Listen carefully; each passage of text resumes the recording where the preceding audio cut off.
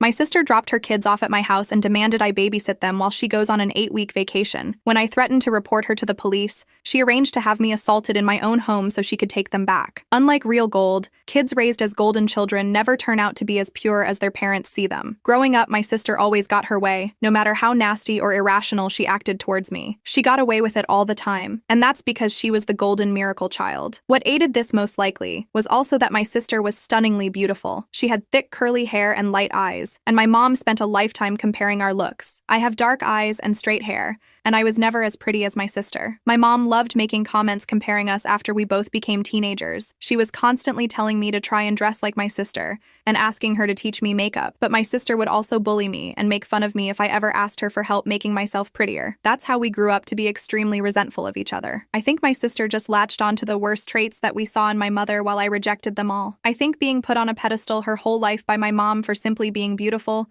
turned her into a rotten person who doesn't care about anyone but herself and thinks she can get away with anything just because of her looks. The way my mom compared us and put me down led to me having a lot of self-esteem issues, and as an adult, I am very quiet and reserved, and some people describe me as a pushover. Recently, I have been going to therapy to try to grow a stronger spine, even though it has been hard trying to stand up for myself in my relationships for the very first time. I feel like the way my family treated me really screwed me up as an adult, and it's hard for me to maintain any healthy friendships or romantic relationships.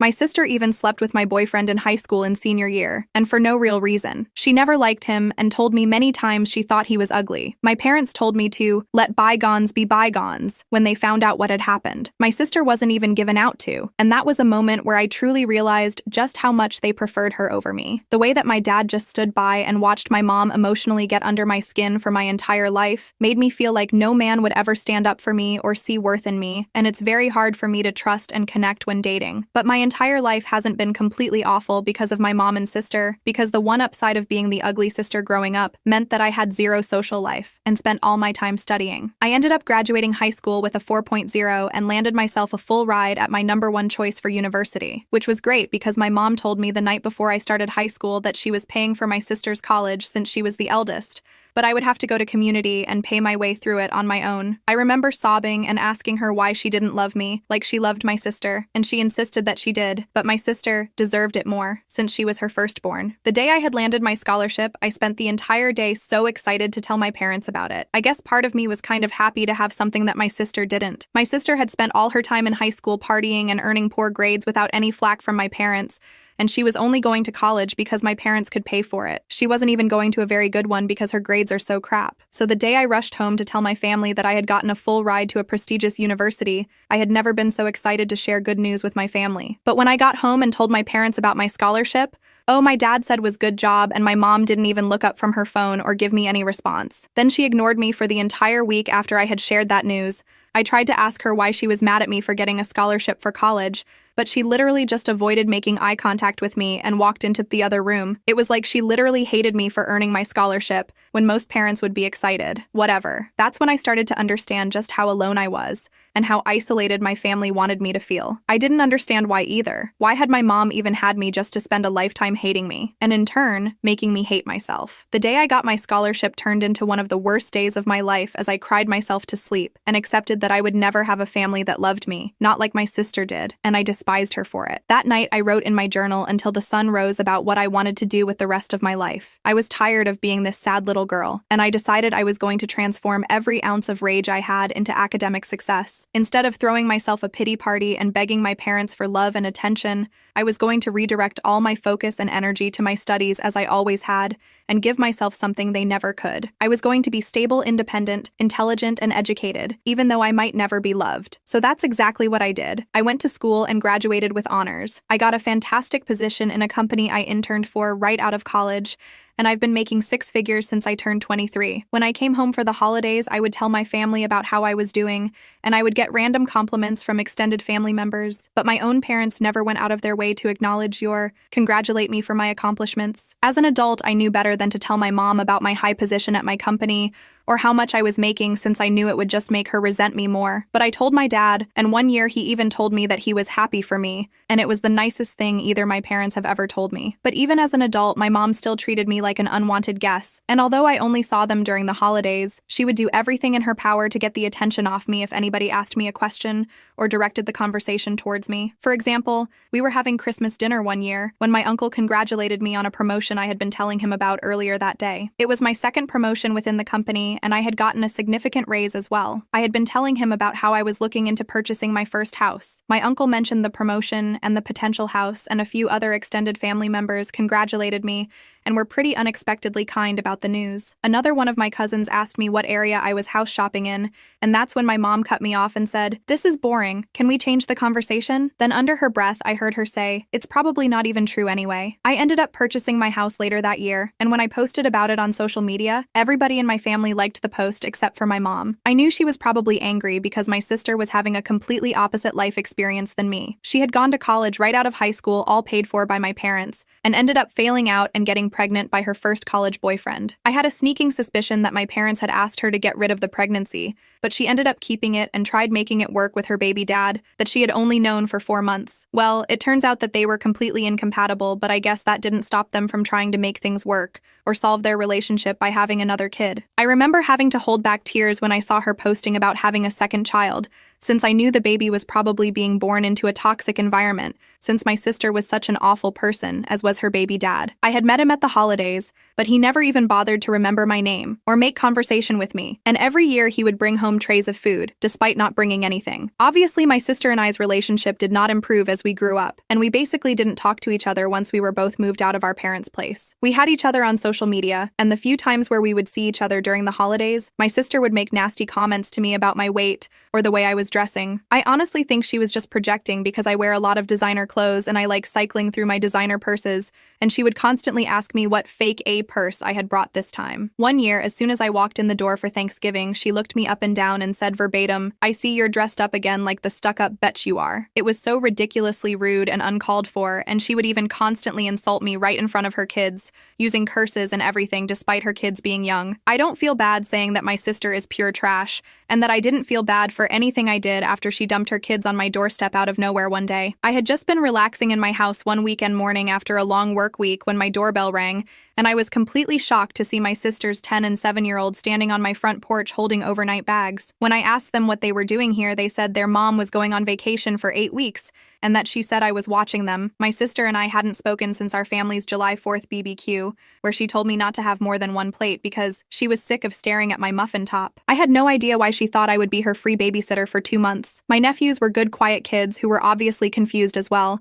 so I let them inside while I started calling my sister. My sister ignored my first 10 calls, but I kept at it until she finally answered. As soon as she picked up, I said that there was no way that I was watching her kids, and that if she wasn't here to pick them up herself as soon as possible, then I will be calling CPS on her. I was literally Googling the number for Child Protective Services while I had her on speaker when she dropped a bombshell on me. Her voice got incredibly deep and scary as she blackmailed me by saying that she would call my job and inform them that I was not taking my bipolar medication and get me fired. Even though my sister was an idiot who didn't understand anything about my job, my career was the most important thing to me, and I couldn't risk anyone threatening my position there. I just hung up after she said that and tried to figure out what to do next. I felt like my head was going to explode from the stress. Not only could I not watch her kids, but I had a trip planned a month from then to go visit my long-distance boyfriend, Eric, all the way in Australia, and meet his family for the first time. We had been dating for a while, and I had been anticipating this trip all year. It was so important since he was introducing me to his mom and dad, and I wanted it to go perfectly. Now my life was thrown into chaos all because of my moron sister,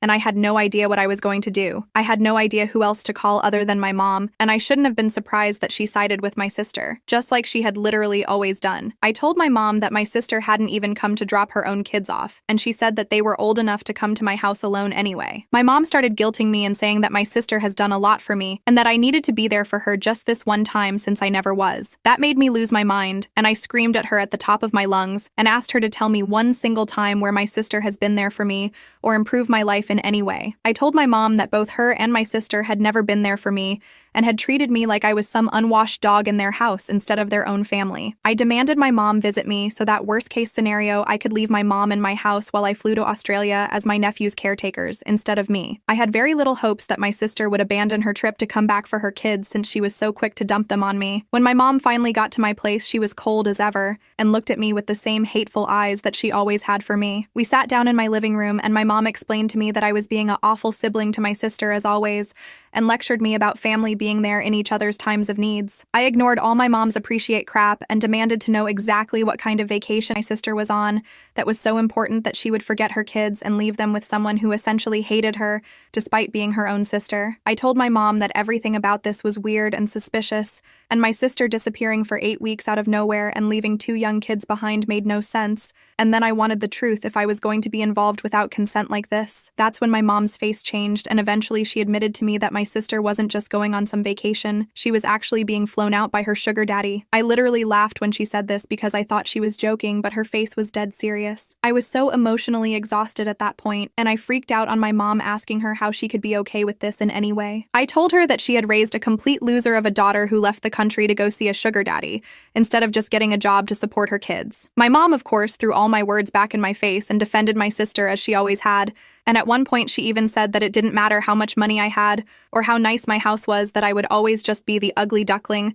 compared to my sister, born ugly, and I was going to die ugly. After she said that, I had to restrain myself from grabbing her by the shirt and throwing her out of my house. When I screamed at my mom to get the hell out of my house, she yelled back that she wasn't going anywhere, and when I tried directing her out of the room, she pushed me with all her strength into a coffee table that had one of my favorite vases on it. My boyfriend had gifted it to me the last time he had visited US, and it was one of my favorite possessions. But after my mom pushed me into the coffee table, it fell on the floor and broke into a bunch of little pieces. Looking at the vase destroyed on the floor made me feel just as broken, and I think I had a full-on mental breakdown and started screaming and crying at my mom to get out of my house where I was calling the police on her. I feel so bad because my nephews could definitely hear me from the other room, but I was a mess at that point. It had been such a long, painful day. After I finally managed to get my mom out of the house, my nephew poked their head out of the room and asked me if everything was all right. Their eyes were so wide and they looked so nervous and sad that it just broke my heart. Even though I didn't know them very well at all, they were just kids with a mess of a mother, and I felt so bad for them in that moment. I ordered DoorDash for all of us and let them watch movies and play video games in my living room until they passed out late. When I finally got through to her, I immediately started yelling at her for completely disrupting my life, and I brought up CPS again. My sister just gave me this sinister laugh over the phone and told me again that it was my own choice, that I could either watch her kids or lose my job. At one point, she hissed that she knew I was nothing without my job and that I would go back to being a loser without it. This stung me right in the heart because it was the honest truth. I had my degree and a solid resume, but I really identified with my career success, and I would do anything not to lose it. At that point, I was crying and asking my sister why she hated me so much, and why she had abandoned her little kids for a sugar daddy. She just said that she was the type of woman who could make millions from a sugar daddy in 2 months, and that was something I never had to worry about. I think she was just trying to break me down and make me feel small at that point, so I just gave up, and honestly, it was working. We went back and forth for a while until my sister literally hung up on me after a final threat of contacting my job, and I just broke down in tears again, realizing that I had no power against her. My nephews were downstairs watching a movie in the living room, and so I had privacy upstairs and decided to call my boyfriend. I hadn't had a chance to talk to him since my nephews had been left on my doorstep, and I ended up breaking down and venting to him about all the details of the situation. I couldn't hold back tears as I told him about my sister's threats and my mom's continued disrespect, and told him how I felt completely trapped by my sister. Even though he is on the other side of the planet, my boyfriend made me feel so loved and supported, and was literally the only person who was in my corner, and I'm so grateful for him. He said that my sister was potentially committing multiple crimes by abandoning her kids and threatening me with career blackmail, and that I needed to get some solid evidence of her actions. He suggested that I contact my sister again and try to get her to repeat her threat about the false medical accusations, but this time secretly record the conversation as evidence. My boyfriend knew about my past with my sister and my mom, and pointed out that my sister was clearly unhinged, and it wouldn't take a lot for my sister to act on this threat, and that I should do everything to prepare. Of course, it freaked me out to hear that, but he was 100% right. I knew my sister was insane more than anybody, and I decided to go with his plan. Even though I was still feeling very emotionally overwhelmed by everything that was happening, I still wanted my nephews to feel comfortable and cared for. I knew what it felt like to be a child in a home where you weren't wanted, and I didn't ever want to make these innocent little boys who were related to me feel that way. I ended up going downstairs and playing a multiplayer video game with them for a little while, and it ended up being really fun. They were so surprised when I knew how to play first-person shooters, and were so cute as they were giggling and laughing while watching me get call after call. I wasn't expecting to bond with them after such a stressful weekend, but when we all ordered pizza together and had a contest to see who could eat the most pieces of pepperoni, I realized that I honestly loved the two little boys. They were nothing like their mom, even though I knew my sister couldn't have been a great parent. They were both super polite, and even though it took a little while for them to come out of their shells, they were both really sweet, funny little boys. They were very good about cleaning up after themselves, and were always saying please and thank you. As I was hanging out with my nephews into the afternoon, I realized that they both had holes in their socks, and my older nephew's clothes looked sort of small on him. I looked through the rest of the clothes my sister had packed for them, and realized that they were all either old or too small for the boys they were meant for. Again, I wasn't incredibly surprised that my sister was a cheap, neglectful parent, and I decided to take my nephews to the mall for some new wardrobes. I almost cried multiple times during that trip to the mall, because my nephews completely came out of their shells, and were so excited and happy running around the mall. Like I said, I remember what it felt like to be a neglected child, and I just wanted them to feel like they could have anything they wanted, and that I was there for them, and wanted to make them happy. So anytime we walked past a window and they wanted to go in a store, we would go in, and I kept buying them whatever they wanted. It was impossible not to. My youngest nephew was missing his 2 front teeth, and every time he gave me his goofy little empty smile, my heart ached, and I had to buy him another little treat or toy. They left them all that day with new clothes that looked great on them and fit them comfortably, and I had also bought them both Nintendo Switches. It was so hard not to spoil them. I didn't have kids in my own, and I had plenty of money to buy them the little things they wanted. When I had bought them the Switches, both of them broke down crying and hugged me, and I noticed the 10-year-old had started crying again during our ride home, and I asked him if he was okay. He looked at me through his tears in his eyes, and asked me why I was being so nice to them, and why they deserved it. I told him that they deserved my kindness because they were my boys too, and that they were kids, and that alone meant they deserved to be happy. This only seemed to make him cry harder, and he told me that he was feeling angry at his mom for keeping us apart. This broke my heart, and I told him that I was sorry that we hadn't been able to get to know each other before, but I was really happy that he and his brother were here with me now,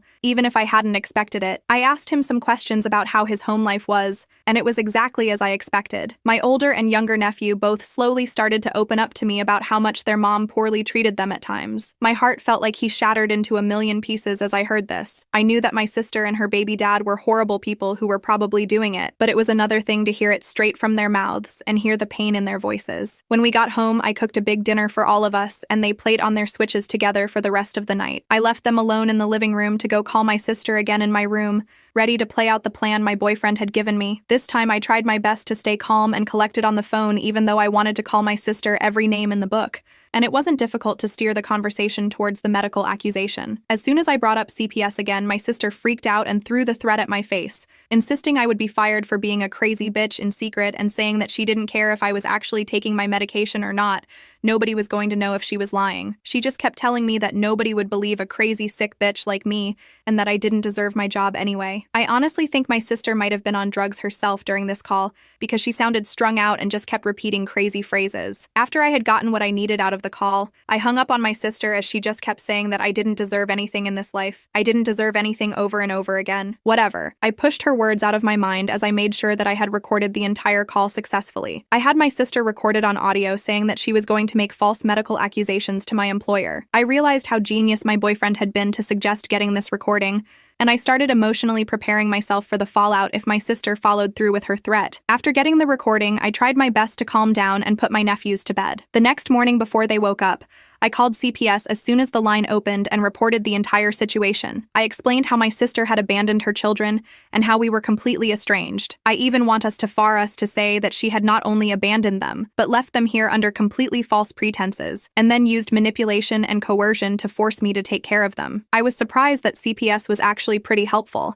and I shared the recording with them. The agent that I spoke took a moment to listen to the recording and said that it was clear that my sister was using blackmail to neglect her children and was certainly committing a litany of crimes. The agent informed me that they would be opening an investigation immediately and that my sister would be contacted as soon as possible. I was shaking after the call and tried to decompress the best that I could and spend the rest of the day with my nephews, relaxing and bonding with them. My mom ended up calling me the next day, and I really have no idea why I even picked up. I think I was just still so disoriented and emotionally vulnerable, and ended up getting into another huge fight with her over the phone. I let it slip to her that I had gone and called CPS, and then my sister would finally pay for the way she treated me, and my mom hung up as soon as I said that. I'll be honest, I was shaking after those calls. Just making the call to CPS was so nerve-wracking, and then fighting with my mom over the phone and telling her about CPS felt like a huge mistake. I didn't regret calling CPS, but I knew that my mom would do anything to protect my sister, and that she didn't care about my nephew's safety just the same as my sister. All I really knew about my mom was that she hated me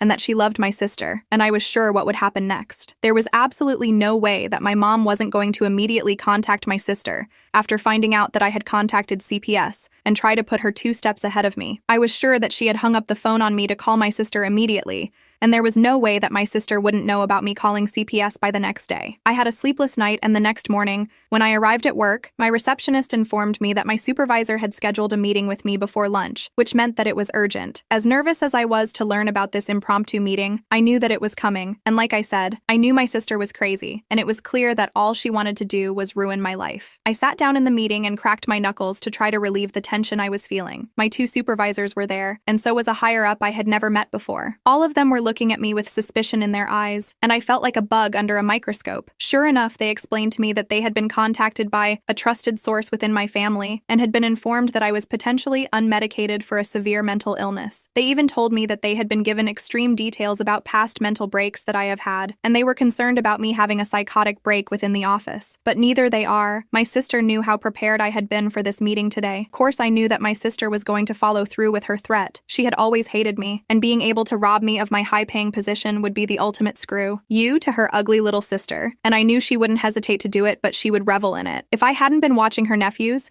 even if I hadn't called CPS, then I'm sure that she would have held it over my head and just kept blackmailing me into doing whatever she wanted me to do for her. So in a way, I was happy to be dealing with this and getting my sister's crap out of the way. I took out my briefcase and gave all of the supervisors a copy of my doctor's letter, as well as the attached documentation that proved that I had been diligently following my medication regimen. There was proof going back almost 5 years that I had never missed a prescription pickup date and that my medication had been regular as well as my moods. I had verification from not only my primary care physician, but my therapist and my psychiatrist as well. I gave my supervisors an informative but concise explanation into the issues within my family and my sister's own mental health struggles, and informed them that the claims were completely unfounded and they could be sure of my stability based on all the medical paperwork I was providing for them. My supervisors took a while to look through all the paperwork, but as soon as they saw that I had medical evidence from multiple MDs, they seemed completely satisfied and even apologized to me for the inconvenience of calling me into this meeting and explained that they just had a responsibility to do their due diligence before they closed this matter. My one supervisor even took the opportunity of the meeting to congratulate me on the successful quarter I had just had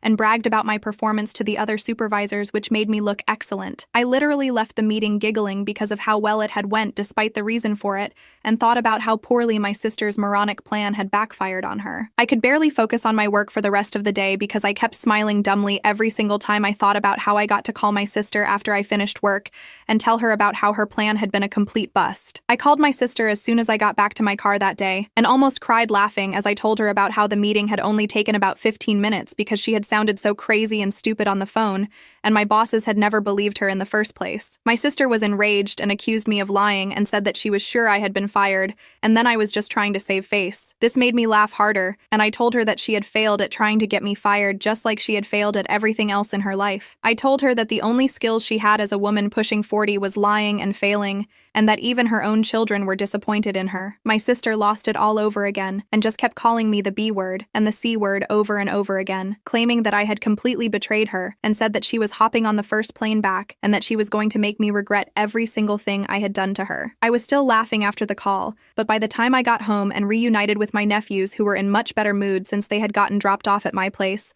I realized that this whole situation was far from over and might get worse before it got better. All I knew for sure was that my sister was completely out of her mind and now she was flying home from another country to come get revenge on me. I realized that I was honestly terrified of what was going to happen next. My sister basically had nothing to lose at this point, and she had always been unhinged, and I started to fear for my safety. Then I started to think about my nephews. I wondered if I had made a mistake calling CPS. A huge part of me wished my sister had lost her passport overseas and never came home. I had gotten so much closer to my nephews in the past couple days, and I realized that my heart was going to break when they had to leave. I didn't want to say goodbye to them. I didn't want to watch them walk back into my sister's arms. She was perpetuating the same thing my mom had done to me, and I realized I hated her more than anyone on this earth. I checked on my sleeping nephews as I couldn't sleep since my mind was racing, and I cried quietly in the hallway after closing the door to the guest room. They were such innocent little boys, and they didn't deserve any of this. The next day was a complete shit show. I was awoken to the sound of somebody knocking on my door, although it sounded like somebody slapping a sandbag over and over on my front door. When I opened it, there was my sister next to a guy who had to be maybe 6'5" and weighed almost 300 pounds. He was gigantic, and one of his hands was the size of my entire head. I can barely see my mom standing right behind him, and before I could even open my mouth to tell them to get the hell off my property, the man put his hand on my shoulder and shoved me down with all his might. My sister and my mom and the stranger all made their way inside my house, and I was collapsed on my floor as soreness sank into my shoulder where the man had thrown me down. I immediately started screaming at my sister for bringing the stranger to my house and screaming at him not to touch me, but he seemed to speak only Russian. I had no idea how this was even happening, and then I realized that my sister had beat CPS to my house. They have been scheduled to come around 11 a.m. that day, but my sister had busted my door down at 8 a.m. My nephews had been woken up by all the commotion and were walking out of the guest room with sleepy eyes at that point. I tried to get in between them and protect them from the stranger, but my sister barked at the man to go put my nephews in the car. It was complete chaos. Once they realized what was happening, both my nephews started asking my sister to leave them with me. I tried again to pull my oldest nephew out of the huge stranger's arms, but this time he grabbed my head and threw it into the wall. I saw stars as I sank to the floor and watched him carry my two little nephews out of my house. There was nothing I could do. My mom was crying too, but she left with them as well. Before they all walked out of my house, my sister walked over to me as I held my head in my hands, and when I looked up at her, she spit at me square the face. It was the most disgusting thing anyone's ever done to me, and one of the worst days of my life. They all drove off in this giant black Suburban that I had never seen my sister in before. I had no idea who the man was, and I couldn't believe the trauma that my sister had just inflicted upon everyone. She hadn't even let them take any of their stuff. They had left without any of their clothes, neither of their switches, and no breakfast. My heart broke for them, and I had an anxiety attack like I had never had before. I didn't realize how much it would hurt to care so much for my nephews, but I seriously love those boys with all my heart, and I just wanted to protect them and make sure that they were cared for, like I never had been when I was their age. But now they were scared and shoeless, in some random car with my psychotic sister and a humongous stranger. I was so disgusted with my mom's behavior. I couldn't believe she had just stood by while she watched that huge man toss me around in my own home and pull my nephews out of their aunt's house without a word. I couldn't believe how evil my family had become, and I couldn't stop thinking about my nephews. After I calmed down from my anxiety attack, I realized that I needed to snap into action and that time was of the essence, and I was running out of it. When I finally came to my senses, I immediately called the police, and it turned out that they were already aware of the ongoing investigation because of Child Protective Services being involved and having an open case against my sister. I gave them all of the details of what had just transpired in my home only minutes before, and the officer on the line was actually incredibly helpful. My voice was shaking, but I tried to stay steady and focused as I described the stranger, and I racked my mind to try to remember the image of the license plate. Luckily, because of how much responsibility I have in my job, I was used to picking up on and remembering little details that other people ignored, and I somehow managed to remember every single number and letter on the Suburban's license plate. I gave the cops a description of the stranger, the full license plate, and a description of the outfits that my mom and sister were wearing. I really do think my sister was high on some sort of uppers when she came to my house that morning. She looked absolutely feral and had this wild look in her eyes. I think she had been doing substances since she had landed overseas wherever she was vacationing with her sugar daddy. My sister was crazy, but it was like something snapped in her, and I had never seen her act so truly unhinged and detached from reality. After I gave the cops every single little detail that I possibly could remember about my sister and the car they had driven away in,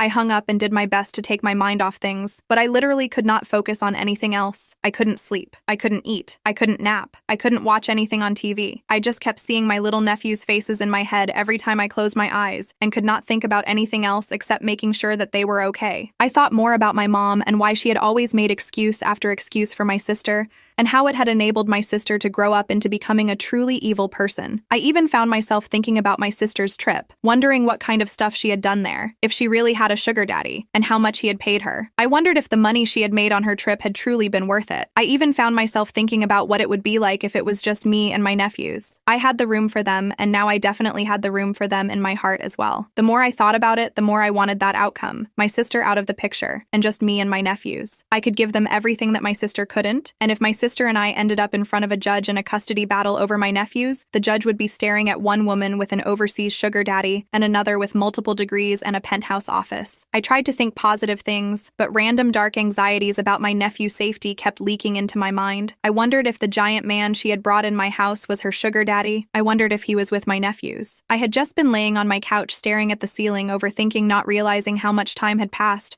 when I finally got a call back from the police station. They had been searching for the Suburban my sister had left in for hours and finally found them. The officer who had called me back was the same one from earlier and continued to be very helpful and shared a lot of details with me. He told me that they had 3 different police cars on the scene when they went to pull over the black SUV, since they knew the man had already been violent that morning. Sure enough, even with firearms drawn on him, the man ran forward and trying to attack an officer and ended up getting hit in the thigh. He had punched 2 officers in the head and given a female officer a black eye. My sister had also physically attacked the officer who had tried to put handcuffs on her initially. I tried to picture it, my insane sister and the giant stranger physically battling a group of cops on the shoulder of the highway. I could not believe that something like this was actually happening in my family, and I wasn't just watching it on reality TV or something. I was still reeling in shock from everything the officer had shared with me about my sister's arrest, when he began telling me that my sister actually wanted to speak to me. I couldn't believe my ears, and he confirmed that my sister was sure that she wanted to use her one call on me. I asked the officer if he thought she was going to ask me for bail money, and he was honest and said yes, that's what she was screaming about. I told the officer that I wasn't even going to take her call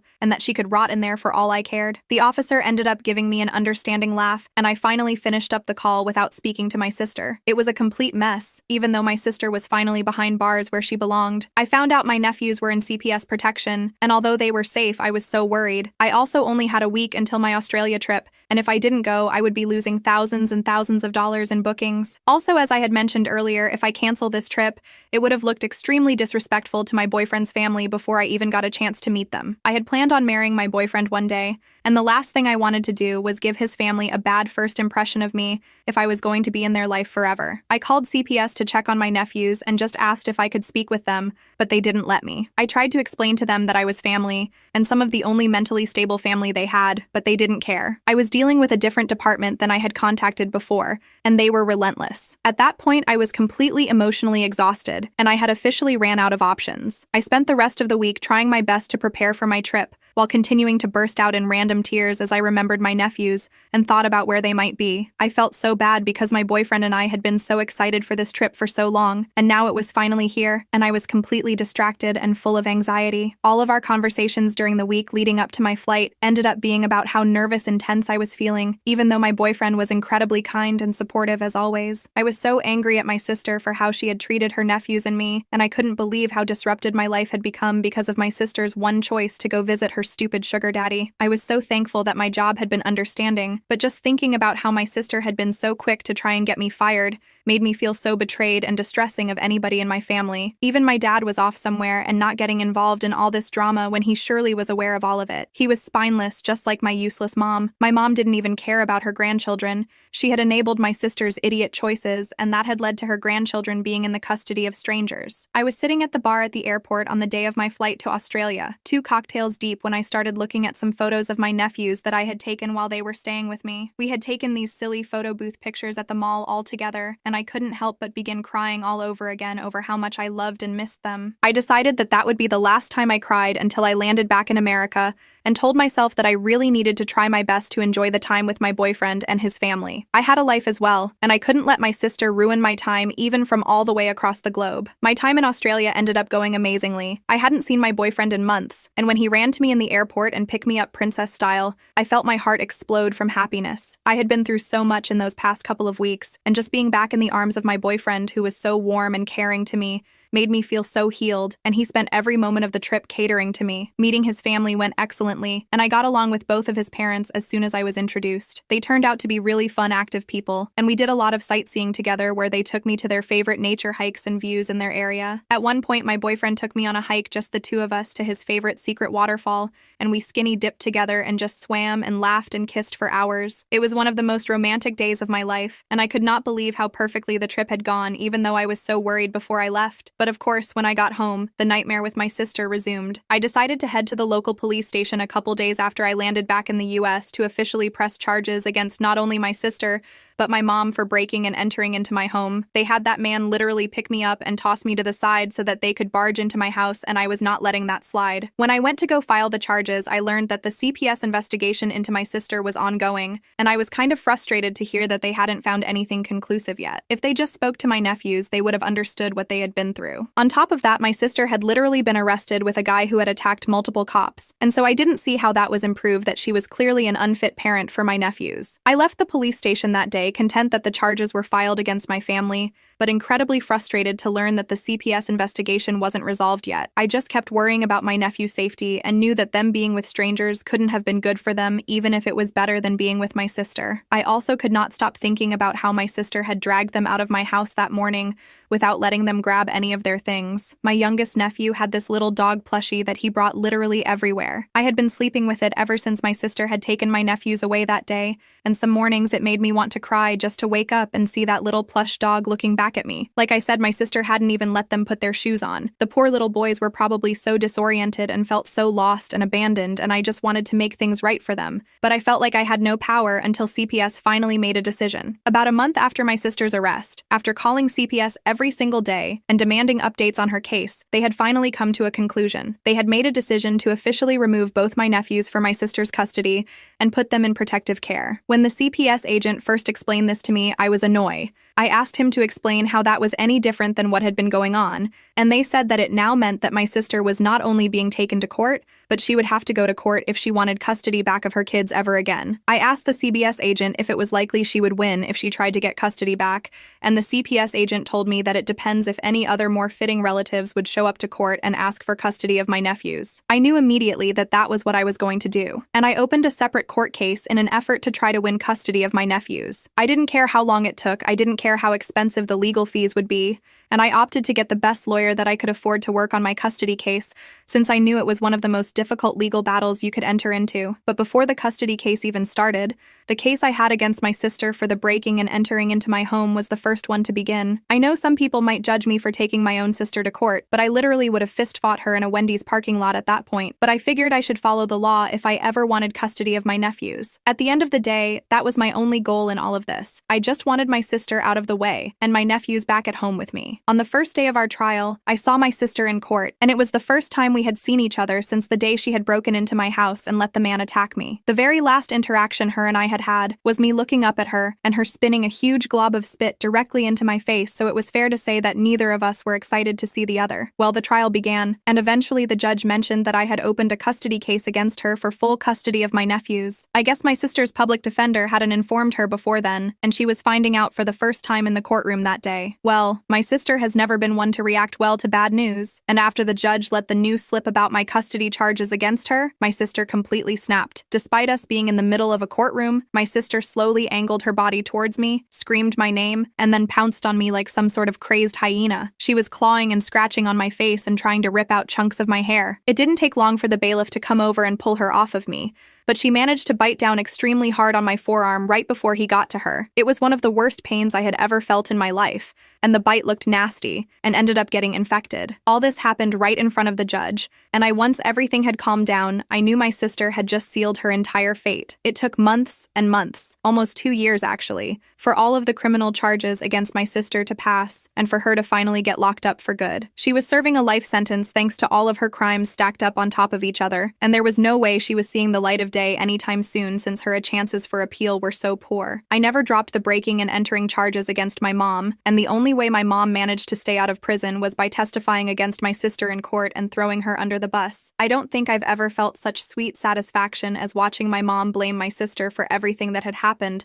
while sobbing her usual crocodile tears. I could not believe that my mom was finally betraying her perfect golden child, even though it had taken a lifetime, as well as the government's help. I knew that day, looking up at my mom on the stand, that it was the last time I was ever going to see her. It was last time I ever wanted to see her. I had seen enough of her and my sister for a lifetime, and I was done with their constant toxicity. My sister had completely transformed my life into a never-ending legal battle, and I just wanted to have a normal day-to-day life again. The custody battle for my nephews dragged on. Their birth father and his family began fighting me in court for full custody against them, and it just dragged the case out further. I didn't care. There wasn't a force on earth that could keep me from my nephews now that my sister was locked up. It took almost 2 years of legal battles, but eventually, I won full custody over my boys and brought my nephews back home. I will never forget how big they smiled and how tight they hugged me when they came home and found the bedrooms I had decorated for them in my house. I walked into my youngest nephew's bedroom, and he ran to me to show me his rediscovered Switch. I surprised him with his little plush doggy and caught him in a tight hug when he fell into my arms. The next thing I knew, my eldest nephew joined us, and both boys cried into my hair and told me how much they missed me. My eldest boy looked up at me, smiled with his big eyes full of tears, and just said, "I knew it, Auntie. I just knew you would come back for us one day."